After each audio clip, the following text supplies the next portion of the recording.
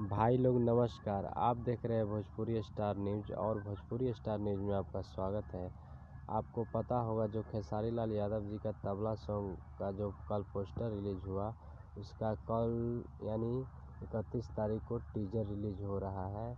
तो आप लोग ज़रूर उस टीजर को प्यार आशीर्वाद दीजिए। और बहुत ही मस्त गाना है जो तबला सॉन्ग आ रहे हैं खेसारी लाल यादव जी का, एकदम धमाल मचा के रख देगा।